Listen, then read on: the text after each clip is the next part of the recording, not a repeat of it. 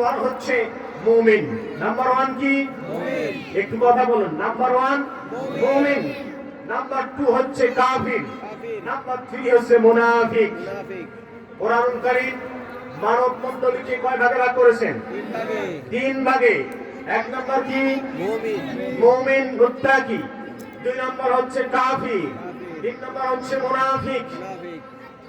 এই তিনটি ভাগ আল্লাহ রাব্বুল আলামিন মানব মণ্ডলীর তিন ভাগকে, মুমিনের শেষ পরিণতি কি, কাফেরের শেষ পরিণতি কি, মুনাফিকের শেষ পরিণতি কি, আল্লাহ কোরআন থেকে জানতে চান কি চান না?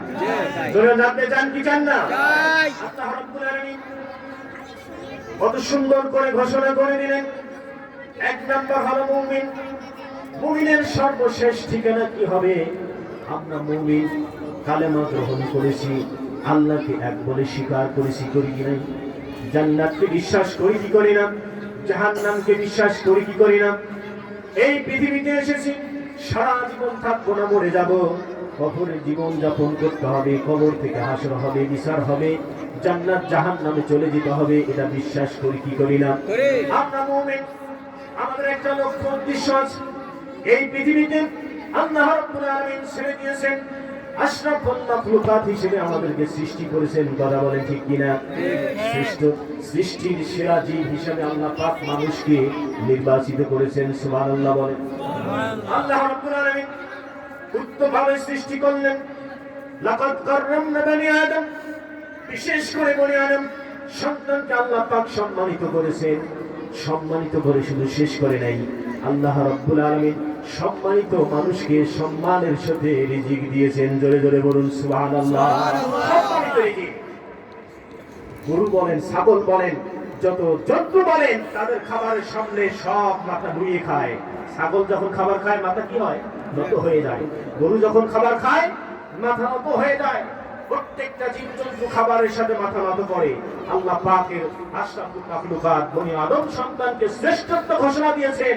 তার মাথা শুধু এক জায়গায় নত হবে, রিজিকের সামনে নয়, রাজ্জাকের সামনে মাথা নত হবে। কথা বলেন ঠিক কিনা? এজন্য আল্লাহ রাব্বুল আলামিন খাবারগুলোকে কভারজাত করে দিলেন। সম্মানিত মানুষ, সম্মানিত সৃষ্টি খাবার দিলেন। চাল দিলেন, চালটাকে আল্লাহ পাক কভার করেছে, কি করেন নাই? চালের উপরে একটা কভার আছে।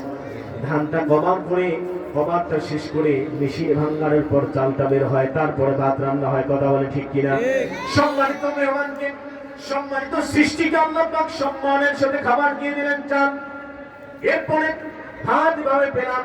যদি আমরা ফল ফলাদির দিকে লক্ষ্য করি, দেখবেন আমটা আল্লাহ পাক কভার করেছেন, কি করে নাই? আমটা যদি কভার না থাকতো, কভার ছাড়া আমটা বিভিন্ন প্রকার জীবাণু জান ঢুকে আবার আপনার পেটটা নষ্ট হতো। কথা বলেন ঠিক কিনা? আল্লাহ পাক আমকে কভার করলেন, কলাকে কভার করলেন, লিচুকে কভার করে দিলেন, কাঁঠালকে কভার করলেন। সমস্ত খাবার আল্লাহ পাক মুমিন মুত্তাকিদের জন্য, আশরাফুল মাখলুকাতের জন্য কভারজাত করেছেন। কথা বলেন ঠিক কিনা? সুবহানাল্লাহ বলেন।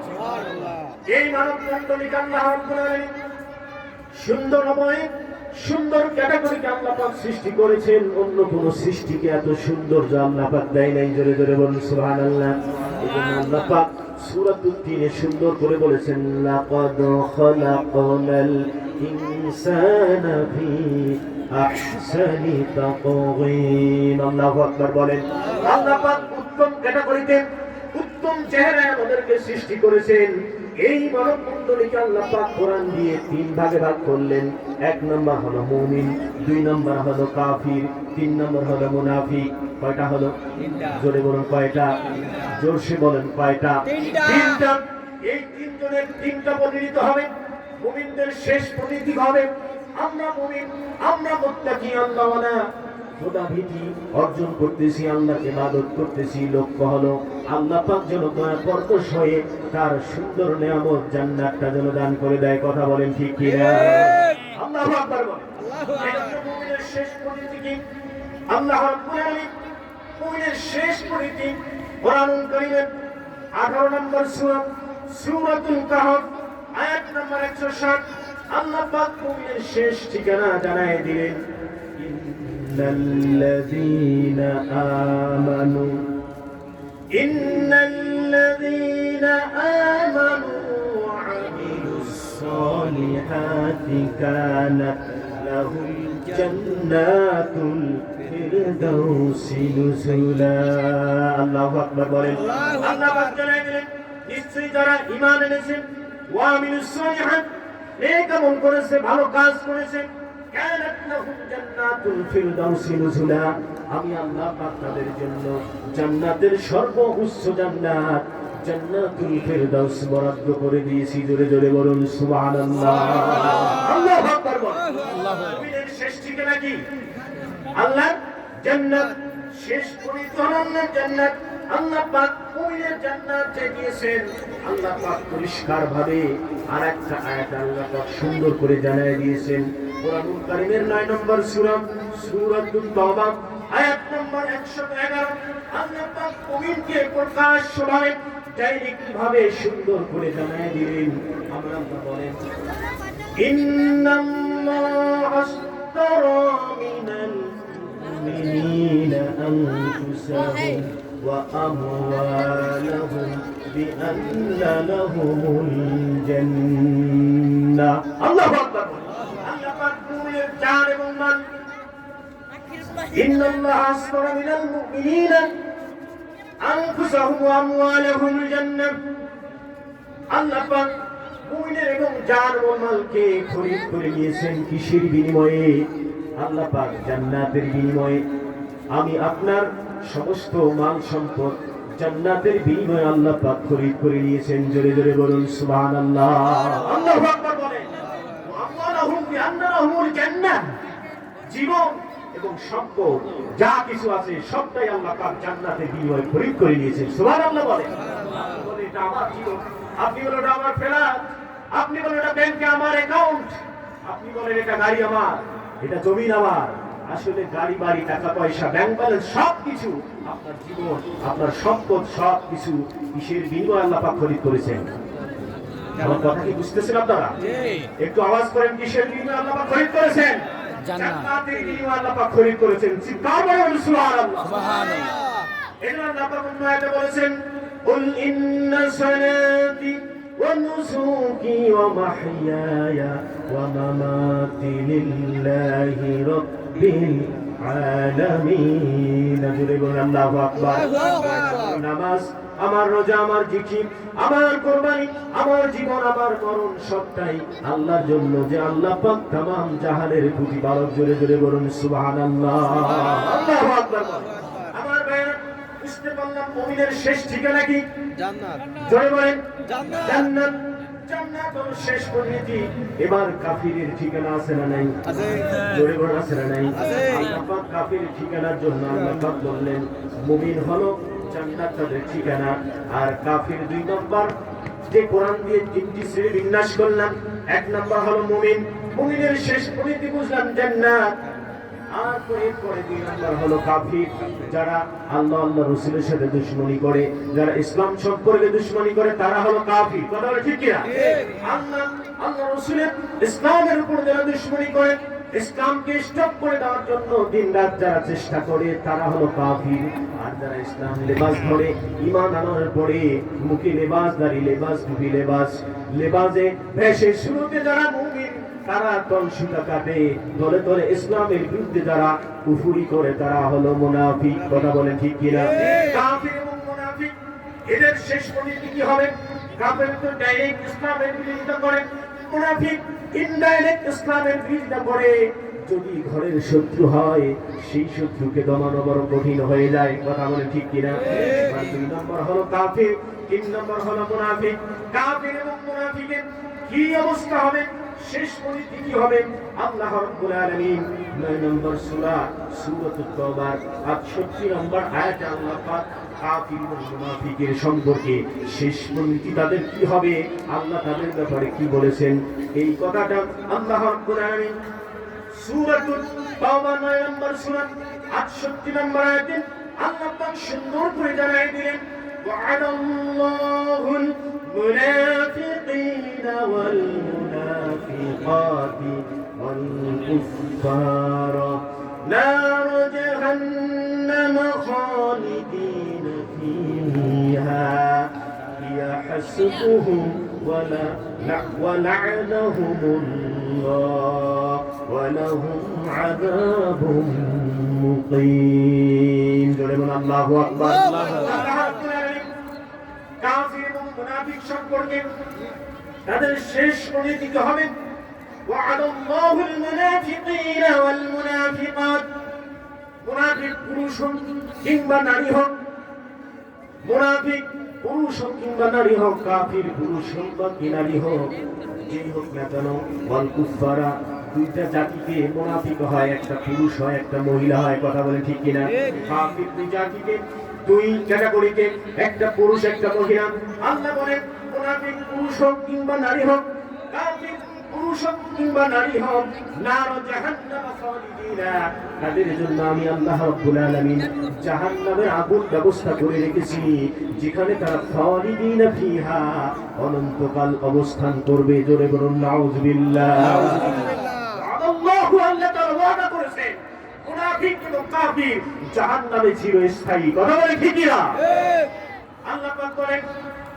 ইয়া হাসবুহুম এটা তাদের উপার্জিত ফসল জাহান্নামটা কাফির মুনাফিকের জন্য অর্জিত ফসল ওয়া লা'নাহুল্লাহ আল্লাহ তাআলা পক্ষ থেকে তাদের উপর লানত অভিসম্পাত আল্লাহু আকবার বলেন আল্লাহু আকবার আযাবুল মুকিম আর তাদের জন্য জাহান্নামের আযাবটা আযাবুল মুকিম চিরস্থায়ী আযাব যেখান থেকে পিছপা হওয়ার কোনো সুযোগ নাই অনন্তকাল জাহান্নামে ঢুকে ঢুকে পুড়ে পুড়ে ছাই হতে হবে জীবন শেষ হয়ে যাবে মুনাফিক এবং কাফিরের কথা বলেন ঠিক কিনা আল্লাহু আকবার বলেন আমার ভাইরা তাহলে মুনাফিক এবং কাফিরের স্থান কোথায় জাহান্নামে এরপর পুনরায় দুইজনকে কাফির এবং মুনাফিক তাদের জন্য স্থায়ীভাবে সমস্ত কাফির মুনাফিকের জন্য স্থান জাহান্নাম আল্লাহ পাক আরো পরিষ্কার করে সুন্দর করে জানায় দিলেন কোরআনুল কারীমের 4 নম্বর সূরা সূরাতুন নিসা 104 নম্বর আয়াতে আল্লাহ পাক আয়াতের শেষ অংশে সুন্দর করে জানায় দিয়েছেন আমার বান্দারা পৃথিবীর মানুষেরা মুনাফিক কাফিরদের কি অবস্থা হবে কিভাবে তাদের আমি একত্রিত করব আল্লাহ পাক সুন্দর করে সূরাতুন নিসার 104 নম্বর আয়াতে জানায় দিলেন ইন্নাল্লাহ জামিউল মুনাফিকিনা ওয়াল কাফিরিনা ফি জাহান্নাম জামিআ আল্লাহু আকবার সমস্ত মুনাফিক আর কাফিরকে জাহান্নামের মধ্যে একত্রিত করবেন এটা আল্লাহ পাকের ওয়াদা জোরে জোরে বলুন আল্লাহু আকবার আল্লাহু আকবার আল্লাহু আকবার কাফির এবং মুনাফিককে আল্লাহ পাক জাহান্নামের মধ্যে একত্রিত করবেন এটি কার ঘোষণা আল্লাহ জোরসে বলেন কার ঘোষণা আল্লাহ তাআলার ঘোষণা এবার বুঝে আসলো আর এই আয়াতগুলো তো আমরা বুঝলাম প্রত্যেকটা আয়াতের শুরুতে কাফিরের নাম আগে না মুনাফিকের নাম কাফির মনোযোগ আছে না নাই প্রত্যেকটা আয়াত বললাম প্রত্যেকটা আয়াতের শুরুতে মুনাফিকের নাম আল্লাহ পাক আগে বলেছেন তাহলে আমরা বুঝতে পারলাম কাফির চাইতে মুনাফিক অতি ডেঞ্জারাস কথা বলেন ঠিক কি না কাফির চাইতে মুনাফিক কাফির ভালো না মুনাফিক ভালো বন্ধের ভালো এটাই তো ভালো নয় কাফির ভালো না মুনাফিক ভালো জোরে বলেন কাফির ভালো মুনাফিকের কথা আল্লাহ পাক প্রত্যেকটা আয়াতের শুরুতে বলেছেন কথা বলেন ঠিক কি না আমরা বুঝলাম কাফির এই পৃথিবীতে কুখ্যাত কাফির নয় এই ইতিহাস সাক্ষ্য আগের দিনে আগের জমানায় কুখ্যাত সন্ত্রাসী কাফিরদের আগমন হচ্ছিল কি ঘটে নাই ফিরআউন কুখ্যাত সন্ত্রাসী নমরুদ কুখ্যাত সন্ত্রাসী উতবা শাইবা মুগিরা কুখ্যাত সন্ত্রাসী আল্লাহ রাব্বুল আলামিন এই সকল কুখ্যাত নমরুদ আবু জেহেল উতবা শাইবা সাদ্দাত প্রমুখ কারণ বেঈমান এগুলো সব কুখ্যাত সন্ত্রাসী আল্লাহ রাব্বুল আলামিন এই কুখ্যাত সন্ত্রাসীর স্থান জাহান্নামের উপরে নিয়েছে জোরে বলেন জাহান্নামে কুখ্যাত কাফের সন্ত্রাসীর স্থান জাহান্নামের উপরে না নিচে নিচে নয় ঘটনা বল আপনারা ভালো করে মনোযোগ দেন আল্লাহ রাব্বুল আলামিন কুখ্যাত কাফির ফিরআউন নমরুদ আবু জেহেল উতবা শাইবা কারণ হামান এই কুখ্যাত সন্ত্রাসী কাফেরদের স্থান হলো জাহান্নামের উপরে, আর মুনাফিকের স্থান হলো জাহান্নামের নিচে। আল্লাহু আকবার বলেন। আল্লাহ রাব্বুল আলামিন এই কথাটা পরিষ্কার করে দিলেন। আল্লাহ পাক মুনাফিকের স্থান জাহান্নামের একবারে নিম্ন স্তরে আল্লাহ জানায় দিলেন ৪ নম্বর সূরা সূরাতুন নিসা আয়াত নম্বর ১৪৫।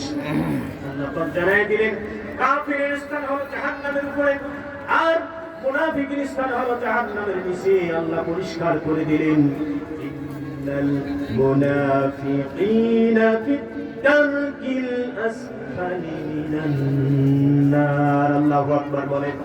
ইন্নাল মুনাফিকিনা ফিদ দারকিল আসফালি মিনান নার ওয়া লান তাজিদা লাহুম নাসীরা। আল্লাহু আকবার বলেন। মুনাফিকের স্থান হলো জাহান্নামের একবারে নিচে নিচ স্তরে। আল্লাহু আকবার বলেন।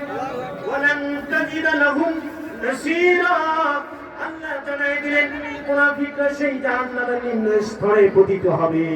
তারা কখনো ওয়ালান তাজিদা লাহুম কোন সাহায্যকারী পাবে না, নাসীরা কেউ তাদেরকে সাহায্য করবে না, তারা পাবেও না। ওই জাহান্নামের নিম্ন স্থান থেকে বের হয়ে আসার জন্য জোরে জোরে বলুন নাউযুবিল্লাহ। আল্লাহু আকবার। তাহলে বলুন তো তুলনামূলক ভাবে কাফের ভালো না মুনাফিক ভালো? কাফের ভালো। আওয়াজ করে বলেন কাফের ভালো। কাফের ভালো।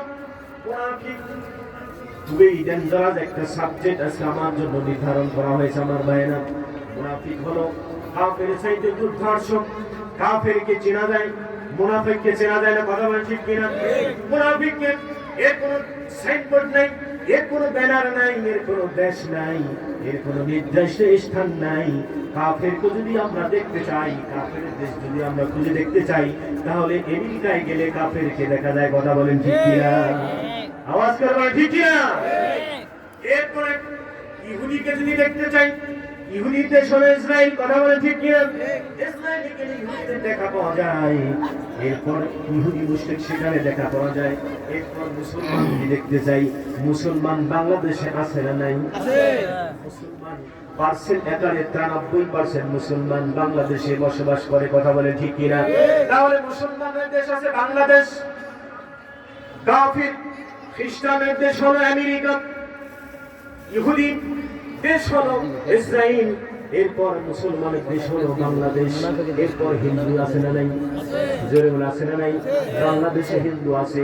আর যদি বেশি ভাবে হিন্দু দেখতে চান, প্রতিবেশী দেশ ভারতে গেলে হাজার হাজার হিন্দু দেখা যায়, লক্ষ লক্ষ কোটি কোটি হিন্দু আছে না নাই? তাহলে বুঝতে পারলাম কাফেরের দেশ আছে, ইহুদির দেশ আছে, হিন্দুর দেশ আছে, মুসলমানদের দেশ আছে। এবার বলুন তো মুনাফিকের দেশ আছে কি? আছে। মুনাফিকের দেশ আছে? মুনাফিকের কোনো দেশ নাই, এর নির্ধারিত কোনো সাইনবোর্ড নাই, কোনো ব্যানার নাই। তাহলে মুনাফিককে চিনতে হবে। মুনাফিক হলো সেখানে, মুসলমান যেখানে। কথা বলেন ঠিক কিনা? মুনাফিক সেখানে, মুসলমান যেখানে। বলেন মুনাফিক সেখানে, মুসলমান যেখানে। তাহলে মুনাফিক মুসলমানদের সাথে খাপ্পি মরে আছে, আমরা টের পাচ্ছি না। কথা বলেন ঠিক কিনা? আমার ভাই, তাহলে মুনাফিকের স্থান হলো জাহান্নামে একবারে নিম্ন স্থানে।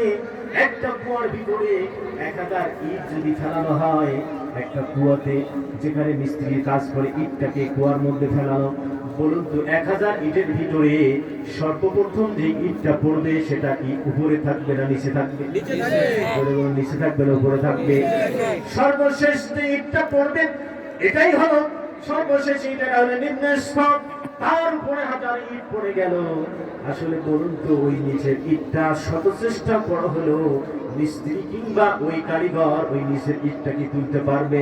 ওটাকে উঠাতে হলে সব ইটগুলো তুলতে হবে, তারপরে সর্বশেষ ইটটা বের হবে। কথা বলেন ঠিক কিনা? এজন্য আমার ভাইরা, মুনাফিকের স্থান জাহান্নামের একবারে নিচে। জাহান্নামে আল্লাহ রাব্বুল আলামিন বলেন, আল্লাহর পক্ষে নবীজি বলেছেন জাহান্নামকে আল্লাহ পাক উদ্বোধন করবেন মুনাফিক দিয়ে। জোরে জোরে বলুন নাউযুবিল্লাহ। সর্বপ্রথম জাহান্নামকে উদ্বোধন করা হবে মুনাফিক দিয়ে। এই মুনাফিকের দেশ নাই, মুনাফিকের কোনো সাইনবোর্ড নাই, কোনো ব্যানার নাই নির্দিষ্ট। চাপটি মারে আপনার আশেপাশে মুনাফিক বসে আছে, আমরা টের পাচ্ছি না, কথা বলে ঠিক না? ঠিক। সম্মানিত ভাইরা আমার, সাহাবীরা মুনাফিক থেকে সব সময় হেফাজত থাকার জন্য দিন-রাত চেষ্টা করেছে যাতে মুনাফিকের সাথে তারা মিশে না যায়, মুনাফিকের যত তাদের কাছে চলে না আসে। দিন-রাত তারা এই আরাধনা করেছে, আল্লাহ পাকের কাছে কান্নাকাটি করেছে। সাহাবীরা নিজেরা বাঁচতে চেয়েছে। আল্লাহ রাব্বুল আলামিনের বিশ্বনবী মুহাম্মদুর রাসূলুল্লাহ একজন গুপ্ত বাহিনী, একজন গোপন কাতা হেফাজতকারী, আল্লাহ রাসূলের সিক্রেট একদম গোপন যে কথাগুলো, গোপন যে আলোচনাগুলো, গোপন যে ঘটনাগুলো একজন সাহাবীকে আল্লাহ রাসূল দায়িত্ব দিয়েছিলেন, সেই সাহাবীর নাম হলো হুযায়ফা ইবনুল ইয়ামান। আল্লাহু আকবার বলেন। সাহাবীর নাম কি? হুযায়ফা ইবনুল ইয়ামান রাদিয়াল্লাহু তাআলা আনহু। আল্লাহর হাবিব জীবদ্দশায় তার জীবনকালে মুনাফিকের লিস্ট লিখে লিখে লিস্টটা হুযায়ফা ইবনুল ইয়ামানের হাতে আল্লাহ রাসূল তুলে দিয়েছেন। জোরে বলুন আল্লাহু আকবার। আর জোরে আল্লাহু আকবার। আমার মুসলিমবাসী, আমার ঢাকাবাসী, সম্মানিত ভাই আমার, হুযায়ফা ইবনুল ইয়ামান এমন একজন সাহাবী ছিলেন, বিশ্বনবীর সমস্ত কথাগুলো গোপন রেখেছেন। মুনাফিকের লিস্টটাও তার হাতে ছিল, গোপন রেখেছিলেন। আল্লাহর নবী কোন জানাজার লাশ আসলে সর্বপ্রথম সাহাবীদেরকে বলতেন, সাহাবীরা দেখেন হুযায়ফা ইবনুল ইয়ামান আসছে কিনা। যদি হুযায়ফা ইবনুল ইয়ামান আসে তাহলে বুঝতে হবে লোকটা মুনাফিক নয়, মুমিন। সুবহানাল্লাহ বলেন। আর যদি হুযায়ফা ইবনুল ইয়ামান রাদিয়াল্লাহু তাআলা আনহু ওই জানাজায় যদি উপস্থিত না হয়, বিশ্বনবী ওই জানাজায় উপস্থিত হতো না। সুবহানাল্লাহ বলে। তারপরে হুযায়ফা ইবনুল ইয়ামানের হাতে মুনাফিকের লিস্ট আছে। কোন মুনাফিকের জানাজা, কোন মুনাফিকের দোয়া, কোন মুনাফিকের কবরস্থ করার জন্য নিষেধ করেছেন কে? আল্লাহ। জোরে বলেন কে? আমার ভাইরা, হযরত ওমর ইবনে খাত্তাব রাদিয়াল্লাহু তাআলা আনহু আমিরুল মুমিনিন, খলিফাতুল মুসলিমিন, রাতের আধারে একজন হুযায়ফাতুল ইয়ামিন রাদিয়াল্লাহু তাআলা আনহুর বাসায় তিনি চলে গেলেন। গভীর রাত, সালাম দিলেন, আসসালামু আলাইকুম। হুযায়ফাতুল ইয়ামান রাদিয়াল্লাহু তাআলাকে সালাম দিলেন, সালাম আদান প্রদান বিনিময় হয়ে গেল। আমিরুল মুমিনিন, খলিফাতুল মুসলিমিন ওমর ইবনুল খাত্তাব রাদিয়াল্লাহু তাআলা আনহু বললেন, ভাই হুযায়ফা, আমি এই গভীর রাতে আসার কারণ হলো, কি কারণে এসেছেন? আমিরুল মুমিনিন তিনি হলেন রাষ্ট্রপ্রধান, রাষ্ট্রনায়ক, তার কর্মচারী হলো হুযায়ফা ইবনুল ইয়ামান রাদিয়াল্লাহু তাআলা আনহু। তার বাসায় চলে গেলেন। গভীর রাত জিজ্ঞেস করে আমিরুল মুমিনিন, আপনার এত আসার কারণটা কি? এই গভীর রাতে আসার কারণটা কি? আমিরুল মুমিনিন জানাই দিলেন, হুযায়ফা ইবনুল ইয়ামান রে, আমি আসার কারণ হলো আমার মন বলে বিশ্বনবী জীবদ্দশায় তোমার হাতে মুনাফিকের লিস্টটা রাসূল দিয়ে গেছে। আল্লাহু আকবার বলেন। হুযায়ফা, আমার মন বলে তোমার লিস্টটা একটু খুঁজে দেখেন, আমি ওমরের নামটা সেই লিস্টে আছে নাকি। এই কথা বলার সাথে সাথে হুযায়ফা ইবনুল ইয়ামান রাদিয়াল্লাহু তাআলা আনহু চোখ থেকে পানি ছেড়ে দিলেন, ডাক দিয়ে বললেন, আমিরুল মুমিনিন, খলিফাতুল মুসলিমিন, আপনি একজন রাষ্ট্রনায়ক, আপনার একটা সংস্থার কর্মচারী আমি হুযায়ফা, আপনি রাষ্ট্রনায়ক হিসেবে আমার কাছে এসেছেন, আর আপনি যেভাবে বললেন লিস্টের মধ্যে নামটা খোঁজার জন্য, আপনি এমন একজন আল্লাহর সাহাবী, আপনি এমন একজন সাহাবী, কত মর্যাদায় আপনি ভূষিত হয়েছেন। এই পৃথিবীতে 10 জন সাহাবী জান্নাতের সার্টিফিকেট পেয়েছেন, আল্লাহর হাবিব দিয়েছেন, তার মধ্যে আপনি একজন। ওমরুল মামুনিন গো, আমিরুল মুমিনিন, খলিফাতুল মুসলিমিন, আপনি একজন সেই জান্নাতের সদস্য। 10 জনের ভিতরে আপনার নামটা কেমনে করে মুনাফিকের লিস্টে থাকতে পারে? জোরে জোরে বলুন সুবহানাল্লাহ। আল্লাহু আকবার। ওমর বলেন, হুযায়ফা, যদি আমার নামটা থাকতেও তো পারে, দেখো যদি না থাকে তাহলে মুনাফিকের আচরণ তো আমার কাছে আসতেই পারে, তাহলে আমি আল্লাহ পাকের কাছে তওবা করে মুনাফিকের আচরণ যেন আমার কাছে জীবদ্দশায় না আসে, মুনাফিকের মৃত্যু যেন আমার না হয়, মুমিনের মৃত্যু দিয়ে আমি আল্লাহ পাকের কাছে চলে যেতে চাই। সুবহানাল্লাহ বলেন। সুবহানাল্লাহ।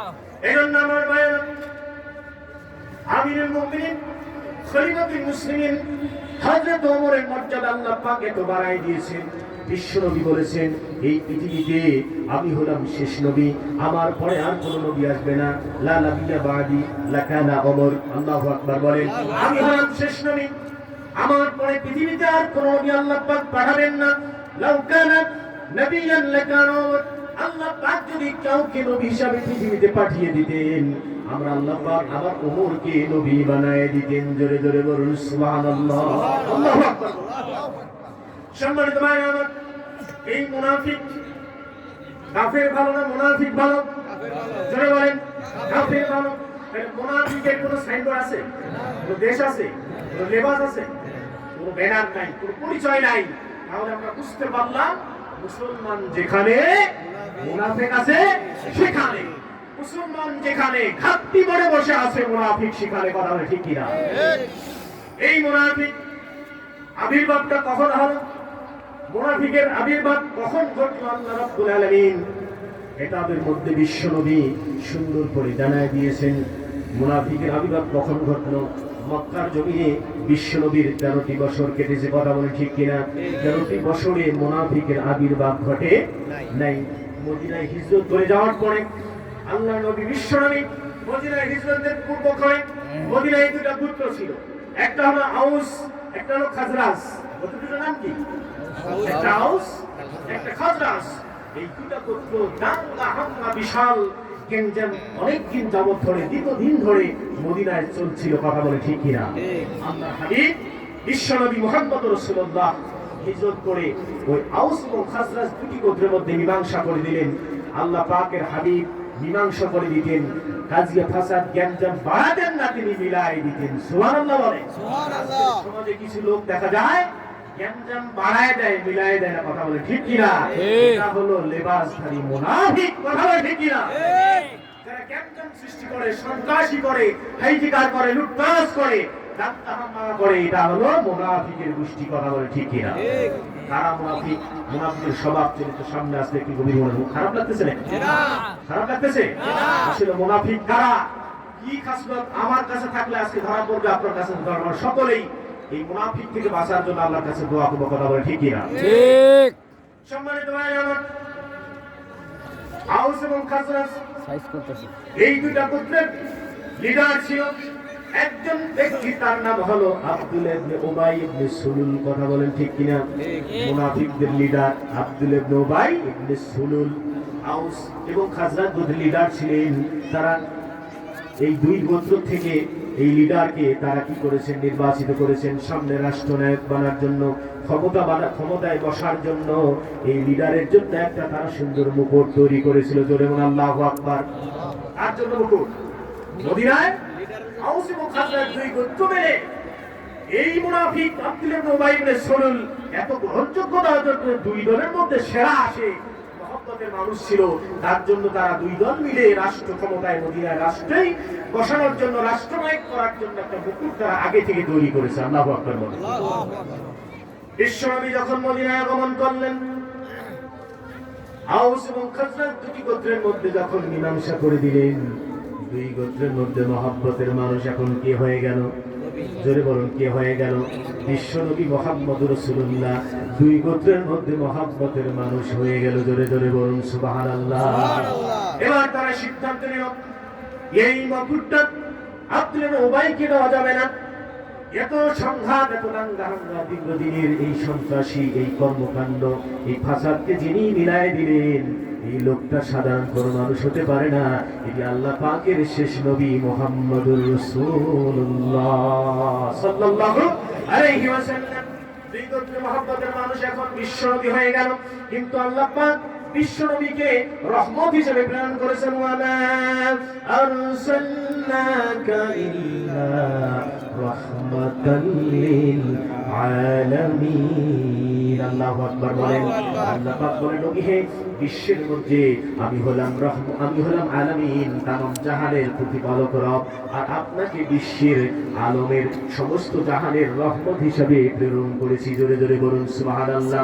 রহমত দিয়ে, ভালোবাসা দিয়ে দুটি গোত্রকে এমন ভাবে আল্লাহ পাকের হাবিব আকৃষ্ট করলেন, তারা দলে বলে সকলেই আল্লাহর হাবিবের হাতে হাত রেখে বললেন লা ইলাহা ইল্লাল্লাহু মুহাম্মাদুর রাসূলুল্লাহ।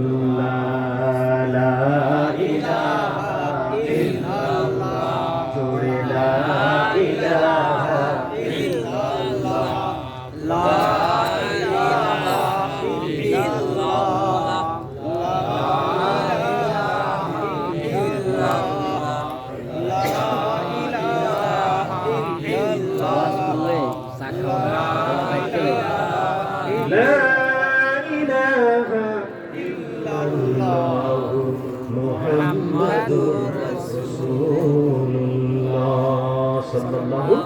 আলাইহি ওয়াসাল্লাম। ঘটনা কি ঘটলো?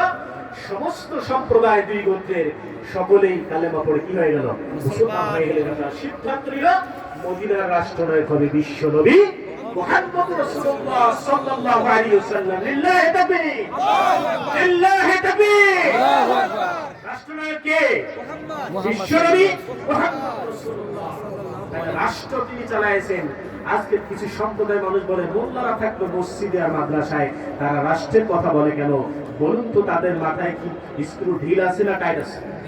ঢিলা, পুরা ঢিলা, পুরা ঢিলা। একদম গরম দিন কথা বিশেষ করছি, সামনে আলোচনা আছে আমার। আয়না ছিলেন আপনারা? জি। আয়না যেটি সামনে নিলে নিজের চেহারা দেখা যায় না, অন্য চেহারা দেখা যায়। আপনি সামনে নিলে আপনার চেহারাই দেখা যায়।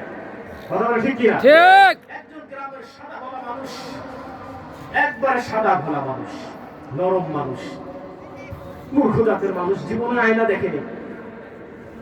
মেলা বসে নেই এখানে? মেলার মধ্যে দেখেন ছোট ছোট আয়না তো বিক্রি করা হয়, বড় ছোট সব আছে। মনে করেন এই সাইজের আয়না, লোকজন দেখতেছে, ভিড় হচ্ছে, অনেক মানুষ। এই সাদা গলা মানুষ, গ্রামের কেউ মানুষ দেখতেছে এখানে ভিড় কিসের? উনি এটা দেখতেছে যে এইটা জিনিস কিটা, ভিড়টা কি জিনিস উনি হাতে নিয়ে করছেন। ওনার হাতে নেওয়ার সাথে সাথে কার ছবি আসছে? ওই সাধারণ মানুষটি, কেউ মানুষ, গ্রামের মানুষের ছবিটা সাথে সাথে আয়নায় ভেসে আসছে। কথা বলে ঠিক কিনা? ওই আয়নায় ছবিটা আসার সাথে সাথেই লোকটা চিৎকার করছে আল্লাহু আকবার। ওই লোকটার চেহারা আর তার বাবার চেহারা হুবহু মিল ছিল। আল্লাহু আকবার বলেন। এমন সন্তান পৃথিবীতে আছে না নাই? বাবার চেহারা হুবহু পায়। কথা বলে ঠিক কিনা? জাতির পিতা ইব্রাহিমের চেহারা যারা পায়, যেই সন্তান পায় বাবার চেহারা, তারা জাতির পিতা ইব্রাহিমের সম্মানে ভূষিত হয়। সুবহানাল্লাহ। লোকটা কেউ মানুষ, চেহারাটা সামনে আসার সাথে সর্বনাশ। 20 বছর আগে বাবা মারা গেছে, সেই বাবা এটার ভিতরে ভাইটার দাম কত?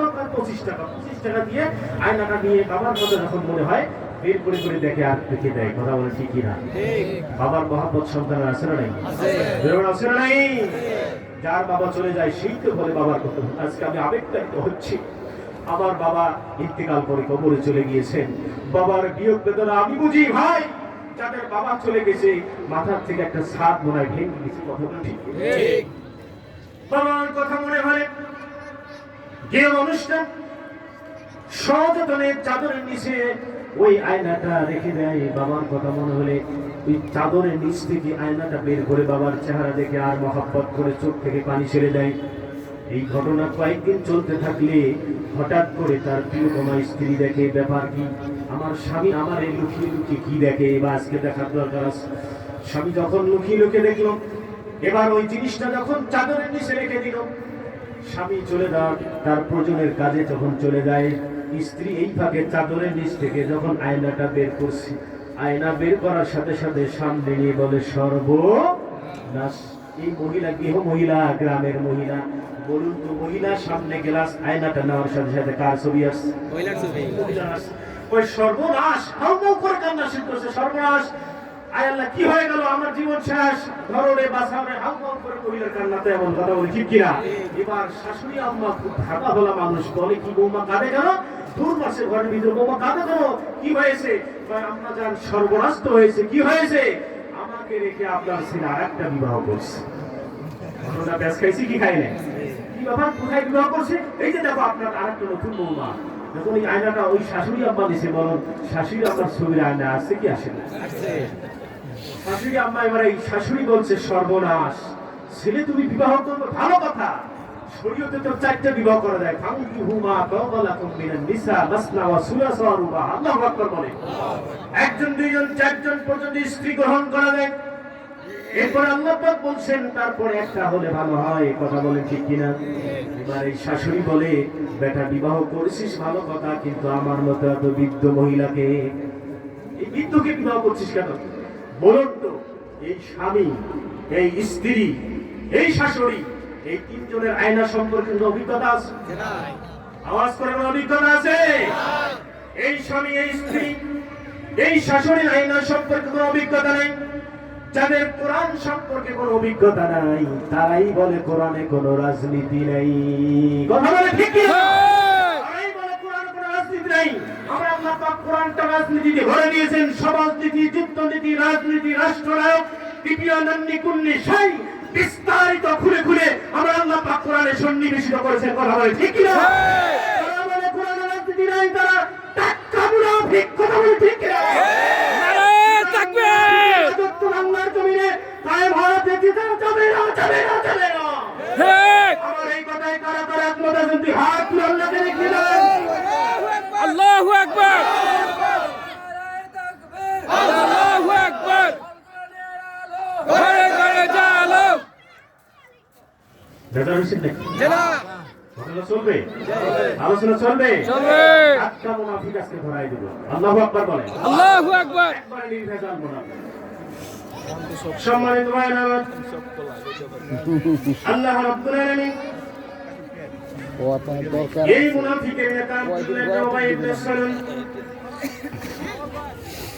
নবীজিকে আমার মাগরিবের আলোচনার ভূমিকায় আমি বলেছিলাম কাফিররা নবীজিকে বেশি নির্যাতন দিয়েছেন ডাইরেক্টলি ভাবে, আর সবচেয়ে কঠিন ভাবে যারা নবীজিকে নির্যাতন করেছেন, কষ্ট দিয়েছেন, তারা হলো আমার আপনার মাঝে লুকিয়ে আছে টাক্কা মুনাফিক। কথা বলেন ঠিক কিনা? এই আব্দুল্লাহ ইবনে উবাই, এই মুনাফিক সর্দার, মুনাফিক লিডার, আমার বিশ্বনবীর সবচেয়ে কুমারী স্ত্রী মা আয়েশা সিদ্দিকা রাদিয়াল্লাহু তাআলা আনহা, উম্মার জননী উম্মুল মুমিনিন আয়েশা রাদিয়াল্লাহু তাআলা আনহাকে মিথ্যা অপবাদ দিয়েছিল। কথা বলেন ঠিক কিনা? আপনারা সকলেই জানেন ইফকের ঘটনা। বিশ্বনবী মুহাম্মদ রাসূলুল্লাহ সাল্লাল্লাহু আলাইহি ওয়াসাল্লাম যখন কোনো যুদ্ধে যেতেন, তিনি স্ত্রীর জন্য যে কোনো একজন স্ত্রীকে সাথে নিয়ে সঙ্গী বানিয়ে আল্লাহ নবী যুদ্ধের মধ্যে সফরে চলে যেতেন। জোরে বলুন সুবহানাল্লাহ। এটাতে বোঝা গেল স্ত্রীদেরকে কোনো কোনো জায়গায় সফরে নিয়ে যাওয়া, ঘুরে ঘুরে দেখা, এটি নবীজির সুন্নাত। জোরে বলুন সুবহানাল্লাহ। সেটা ভিন্ন সাবজেক্ট। আমার কথা হলো এখানে বিশ্বনবীর কুমারী স্ত্রী উম্মার জননী উম্মুল মুমিনিন মা আয়েশা সিদ্দিকা রাদিয়াল্লাহু তাআলা আনহা মিথ্যা অপবাদ দিয়েছিল আব্দুল্লাহ ইবনে উবাই ইবনে সালুল, ডেঞ্জারাস একজন মুনাফিক, দুর্ধর্ষ মুনাফিক আব্দুল্লাহ ইবনে উবাই ইবনে সালুল, যিনি বিশ্বনবীর প্রিয়তমা স্ত্রী আয়েশার নামে অপবাদ দিয়েছিল। কথা বলে ঠিক কিনা? বিশ্বনবীর আদত ছিল, নিয়ম ছিল, তিনি কোনো যুদ্ধে গেলে স্ত্রীদের মাঝে লটারি করতেন, যার নাম বেশি আসতো ওই স্ত্রীকে নিয়ে তিনি সফরে যেতেন। সুবহানাল্লাহ। তাবুক যুদ্ধে সম্ভবত উনি যাচ্ছেন, লটারি করলেন, আজকে লটারিতে নাম ভেসে আসলো উম্মার জননী কুমারী স্ত্রী নবীজির বিশ্বনবীর স্ত্রী মা আয়েশা সিদ্দিকা রাদিয়াল্লাহু তাআলা আনহা। সুবহানাল্লাহ। নবীজি যুদ্ধ থেকে ফেরার পথে, ঘটনা সংক্ষেপ করে দিলাম, রাত হয়ে গেল, মরুভূমির প্রান্তরে তাবু খাটানোর জন্য বিশ্বনবী অর্ডার করলেন, সাহাবীরা রে এই রাতে মদিনায় পৌঁছানো যাবে না, তাবু করো। তাবু খাটানো হলো, যার যার স্থানে তাবু সবাই খাটানো শুরু করে দিল। তাবুগুলো গাড়লো বসবাসের রাত যাপন করার জন্য। বিশ্বনবী কথা শুনে সাহাবীরা সকলেই যার যার তাবু খাটানো। এবার ফজরের আযান যখন শুরু হবে এমত অবস্থায় সমস্ত সাহাবীরা জেগে উঠলেন, বিশ্বনবী জেগে উঠলেন। নবীজি অবাক চিত্তে গভীরভাবে লক্ষ্য করে দেখলেন এই স্থানে কোথাও পানির কোনো ব্যবস্থা নাই। পানি যেহেতু নাই, ওযু করতে হবে, তারপর নামাজ পড়তে হবে। সুতরাং যেহেতু সময় আছে, সাহাবীদেরকে বললেন, সাহাবীরা এখানে পানির কোনো ব্যবস্থা নেই, তাই এখানে আমরা নামাজ আদায় করব না, ফজরের নামাজটা আমরা মদিনায় গিয়ে পৌঁছে আদায় করব। জোরে জোরে বলুন সুবহানাল্লাহ। আল্লাহু আকবার বলেন। সাহাবীরা ভাবলেন, হ্যাঁ ঠিকই, পানির যেহেতু ব্যবস্থা নেই, সময় যেহেতু আছে, সকলেই তাবুগুলো উঠালো, গাঠি গুট্টি সব বেঁধে যার যার উট কিংবা ঘোড়ার মধ্যে বাট্টিগুলো, মাল সামানগুলো উঠানো হলো। আল্লাহ নবী বিশ্বনবী স্ত্রীদের জন্য আলাদা একটা উট ছিল, আলাদা একটা পালকি ছিল, উটের হাওদায় পালকিটা রাখা হতো, অথবা পালকি বহন করা কিছু সাহাবী আল্লাহ রাসূল নিযুক্ত করেছেন। জোরে বলুন সুবহানাল্লাহ। বিশ্বনবীর কুমারী স্ত্রী উম্মার জননী উম্মুল মুমিনিন মা আয়েশা সিদ্দিকা রাদিয়াল্লাহু তাআলা আনহা বয়সে অনেক ছোট ছিলেন, চেহারায় তেমন কোনো স্বাস্থ্য ছিল না, স্বাস্থ্যবান ছিল না, ক্ষীণ ক্ষীণ চেহারা, সুন্দর কুমারী স্ত্রী বিশ্বনবীর, তার চেহারা এমন কোনো ওয়েট ছিল না। এই তাবু বহনকারী সকলেই কাঠি কুট্টি নিয়ে উটের হাওদায় পালকি রেখে দিও। পালকি বাহিনী এই সাহাবীরা ওই পালকি ঘাড়ে করে বহন করে নিয়ে যাচ্ছে, তারা লক্ষ্য করে দেখে নাই পালকির ভিতরে বিশ্বনবীর কুমারী স্ত্রী আয়েশা আছে কি নাই, এটা তারা দেখে নাই। পালকি আগের মতো যেমন ওয়েট, এখনো এই ওয়েট বুঝতে পারে নাই, কারণ বিশ্বনবীর কুমারী স্ত্রী, বয়স কম, চেহারা কম, তার ওয়েটটা কম। কথা বলেন ঠিক কিনা?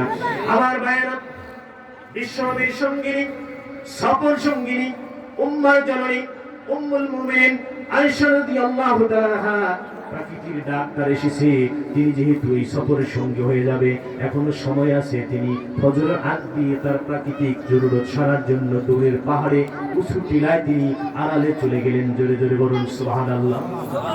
আমার মুসলমান ভাইরা আমার, এদিকে জরুরত সারাতে গিয়ে বিশ্বনবীর কুমারী স্ত্রী, উম্মার জননী, উম্মুল মুমিনিন মা আয়েশা সিদ্দিকা রাদিয়াল্লাহু তাআলা, তিনি গলার হারটা হারিয়ে ফেললেন। হারটা আবার বেক করে খুঁজতে তিনি চলে গেলেন। এই যে সময়টা লেগে গেল, ইতিমধ্যে কাফেলারা সবাই যার যার গাড়ি নিয়ে বিশ্বনবী ছাড়া তারা মদিনার রাস্তায় তারা চলে গেল। মদিনায় তারা চলে গেল, কেটে কেটেই মদিনায় তারা উপস্থিত হয়ে গেল। মাল সামানা উটের হাওদার থেকে পালকি থেকে সব নামানো হলো। পালকিখানা বিশ্বনবীর স্ত্রীর হুজরায়, হুজরাখানার সামনে রাখা হলো। বিশ্বনবী তাকিয়ে দেখে পালকির থেকে আয়েশা তো নামতেছে না। আয়েশা কি নামে? পালকির থেকে আয়েশা নামতেছে না। বিশ্বনবী অবাক চিত্তে তাকিয়ে দীর্ঘক্ষণ গেলেন। এরপর পালকি বাহিনী সাহাবীদেরকে বললেন, সাহাবীরা, আমার স্ত্রী আয়েশা কেন নামতেছে না? তোরা দেখো তো। আয়েশা সিদ্দিকা রাদিয়াল্লাহু তাআলা, বিশ্বনবী দেখলেন পালকির ভিতরে মা আয়েশা সিদ্দিকা নাই।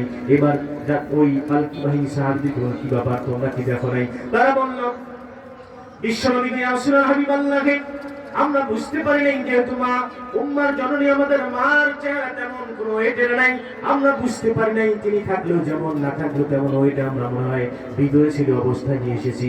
এরপর বিশ্বনবী ভীষণ টেনশনে পড়ে গেলেন, চিন্তায় পড়ে গেলেন। সবচেয়ে কুমারী স্ত্রী, বয়স তার কম, এই বয়স কম স্ত্রী কেমনে করে এত দূর পথ পাড়ি দিয়ে আসবে? কোন দুষ্ট দলসার তার সামনে পড়ে যায় নাকি? তার ইজ্জত সম্মান নষ্ট হয়ে যায় নাকি? তার অপ্রষ্ট হয়ে যায় নাকি? বিশ্বনবী টেনশনে পড়ে গেলেন। এমন অবস্থায় বিশ্বনবী ছিলেন দুর্দশী, বিশ্বনবী ছিলেন এই দুর্দশী একজন নেতা, তিনি যা করেন সব কিছু বুঝে শুনে করেন। আল্লাহ রাসূলের একটা আদত ছিল, কোন কাফেলা যদি যেতেন, কাফেলা সব চলে আসলে সর্বশেষ একজন সাহাবীকে তিনি দায়িত্ব দিতেন, আমরা সবাই চলে আসলে তুমি সর্বশেষ পেছনে আসবা, কোন জিনিস পড়ে থাকলে ওটা তুমি উঠায় নিয়ে আসবা, কোন হারিয়ে গেলে তা তুলে নিয়ে আসবা। বিশ্বনবী একজন সাহাবীকে এই দায়িত্বটা দিয়েছিলেন। সাহাবীর নাম হলো সফওয়ান ইবনে মুআত্তাল রাদিয়াল্লাহু তাআলা আনহু। জোরে বলুন সুবহানাল্লাহ। আল্লাহু আকবার বল। আমার ভাইয়েরা, বিশ্বনবী এই দায়িত্ব দিয়েছিলেন, তিনি টেনশন থেকে একটু মুক্ত হলেন। ইতিমধ্যে মা আয়েশা সিদ্দিকা রাদিয়াল্লাহু তাআলা আনহা গলার হার নিয়ে ফিরে আসলেন। যে স্থান থেকে তাবু খাটানো হয়েছিল, এসে দেখেন তাবু কিচ্ছু নেই, কাফেলা নাই। তিনি চিন্তিত হয়ে গেলেন। উম্মার জননী উম্মুল মুমিনিন আয়েশা সিদ্দিকা রাদিয়াল্লাহু তাআলা, তিনি অত্যন্ত ভীত সন্ত্রস্ত হয়ে গেলেন। ছোট্ট মানুষ, তিনি বুঝতে পারলেন না কিছুদিন আগেই তো পর্দার আয়াত নাজিল হয়েছে। তিনি কি করলেন? এত তীক্ষ্ণ মেধাবী ছিলেন এই বিশ্বনবীর কুমারী স্ত্রী উম্মার জননী উম্মুল মুমিনিন আয়েশা সিদ্দিকা রাদিয়াল্লাহু তাআলা, এত তীক্ষ্ণ মেধাবী ছিলেন। বিশ্বনবী বলেন, ইসলামের 1/3 জ্ঞান আমার আয়েশাকে আল্লাহ পাক দিয়েছেন। জোরে জোরে বলুন সুবহানাল্লাহ। আল্লাহু আকবার বলেন। আল্লাহু আকবার। 1/3, 3 ভাগের 1 ভাগ জ্ঞান আল্লাহ পাক আয়েশারে দিয়েছেন। সুবহানাল্লাহ বলেন। এজন্য সুপ্রিম কোর্ট, হাইকোর্ট, নিম্ন কোর্টে কোন রায় যদি হয়ে যায়, এটাকে আপিল করার জন্য সুপ্রিম কোর্ট রায়টা রিভিউ করা হয়, এটার পারমিশন আছে কি নাই, জরুরি আছে কি নাই, রায়টা পুনরায় শুনানি করার জন্য, রিভিউ করার জন্য সুপ্রিম হাইকোর্টে আবেদন করা হয়। আমার ভাইয়েরা, সেই সময় মদিনায় রাষ্ট্রনায়ক, রাষ্ট্রপ্রধান খলিফাতুল মুসলিমিনেরা যখন রায় দিতেন, রায়টা চূড়ান্ত তারা করতেন না। উম্মার জননী উম্মুল মুমিনিন আয়েশা সিদ্দিকা রাদিয়াল্লাহু তাআলা হুজরায় পাঠায় দিতেন, রায়টার কাগজটা পাঠায় দিতেন। উম্মার জননী যদি বলে ঠিক আছে, তাহলে রায়টা কার্যকর হয়। জোরে জোরে বলুন সুবহানাল্লাহ। উম্মার জননী আয়েশা সিদ্দিকা রাদিয়াল্লাহু তাআলা রায়টা তিনি বানাই দিতেন। আমার ভাইয়েরা, ঘটনা সংক্ষিপ্ত করে দিলাম। আয়েশা সিদ্দিকা রাদিয়াল্লাহু তাআলা তীক্ষ্ণ মেধাবী ছিলেন। যেহেতু পর্দার আয়াত নাযিল হয়েছে, তিনি চাদর মুড়ি দিয়ে বালুর মধ্যে তিনি চাদর মুড়ি দিয়ে ঘুমিয়ে পড়লেন। আল্লাহু আকবার বলেন। মধ্যে আল্লাহ নবীর সেই গোয়েন্দা সাহাবী নাম কি? সফওয়ান ইবনে মুআত্তাল রাদিয়াল্লাহু তাআলা আনহু। আল্লাহ নবী এমন একজন সাহাবীকে দায়িত্ব দিয়েছিলেন যিনি যুবক, তাকড়া যুবক সফওয়ান ইবনে মুআত্তাল রাদিয়াল্লাহু তাআলা। আল্লাহু আকবার বলেন। আমার ভাইয়েরা, তিনি হাঁটি হাঁটি পাপা ঘুরে আসতেছেন আর তাকিয়ে দেখতেছেন মরুভূমির মাঝখানে কে যেন চাদর মুড়ি দিয়ে ঘুমিয়ে আছে। আল্লাহু আকবার বলেন। তিনি এসে, যেহেতু পর্দার আয়াত কিছুদিন আগে নাযিল হয়েছিল,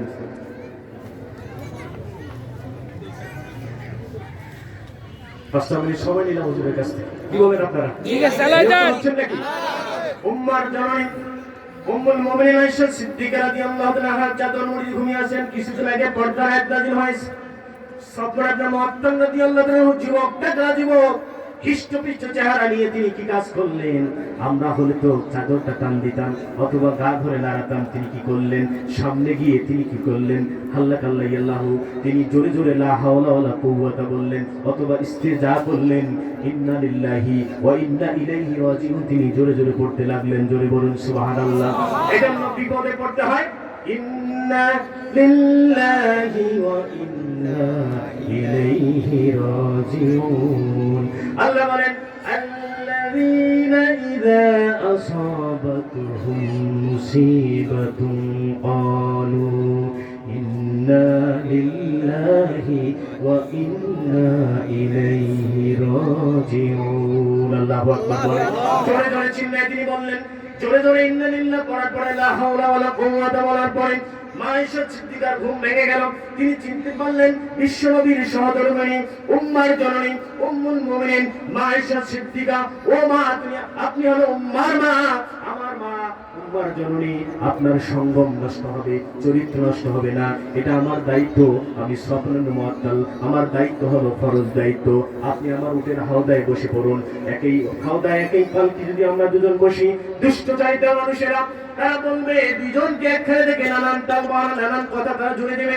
এজন্য সফওয়ান ইবনে মুআত্তাল রাদিয়াল্লাহু তাআলা আনহু নিজে মা আয়েশা সিদ্দিকাকে উটের হাওদায় পালকিতে বসায় দিলেন। এবার সফওয়ান উটের রশি ধরে সামনে হেঁটে হেঁটে চললেন আর বললেন, মা গো, আপনার সম্মান সভ্য, আপনার আপু এটা রক্ষা করা আমার জন্য ফরজ হয়েছে। সুতরাং আমার পা ছিঁড়ে যাক, পা ফেটে যাক, প্রশ্ন করে নষ্ট হয়ে যাক, কিন্তু আপনার সম্মানকে রক্ষা করে বিশ্ব নবীর হাতে তুলে দেওয়া আমি সফওয়ানের ওয়াজিব দায়িত্ব হলো। জোরে বলুন সুবহানাল্লাহ। আল্লাহু আকবার বলেন। আমার ভাইয়েরা, এরপর রাস্তা দিয়ে যখন চলছে, মনে করেন মাতোয়ালি কেন্দ্রীয় মাঠ থেকে কোনাপাড়া দূর আছে না নাই? দূরের একটা পথ হাঁটি হাঁটি পা পা করে চলে যাচ্ছে। রাস্তায় বাড়ি ছিল, রাস্তার পাশে বাড়ি ছিল এই আব্দুল ইবনে উবাই ইবনে সুলুল, টাটকা মুনাফিকের বাড়ি। কথা বলেন ঠিক কিনা?